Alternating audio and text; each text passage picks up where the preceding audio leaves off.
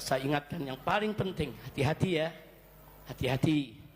Kita dengan Aceh baru punya perjanjian damai 20 tahun, saudara. Hati-hati, hati-hati. Sebelum 20 tahun dulu Indonesia sama Aceh perang, saudara. Bertahun-tahun perang, saling tembak, saling culik, saling bunuh.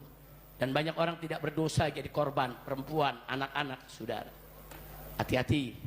Jangan sampai kalau Aceh tidak diperhatikan, nanti mereka kecewa. Kalau mereka kecewa, nanti mereka keluar dari perjanjian.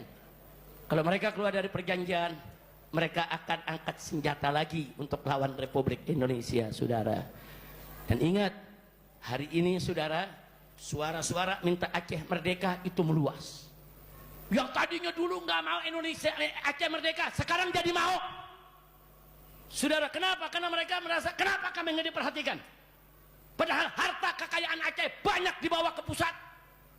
Minyak kami disedot, gas kami disedot, emas kami disedot, tambang kami disedot. Kenapa begitu kami susah?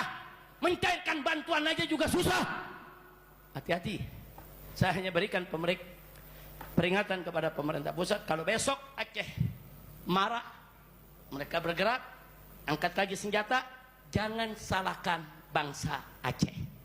Introspeksi diri, saudara. Saya ini pulang pergi bolak-balik capek ke Aceh, saudara. Bukan mengeluh, bukan.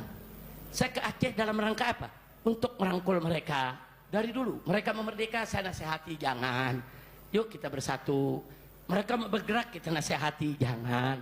Perang itu tidak indah, damai itu indah. Sampai kemarin hampir-hampir mereka bergerak mau merdeka gara-gara soal 4 pulau, saudara. Saya terbang lagi ke sana, kumpulkan umat di lapangan, ribuan yang hadir. Kita bujuk mereka, kita ajak diskusi tokohnya, para ulamanya, adem, saudara. Nah sekarang mereka minta bantu dong.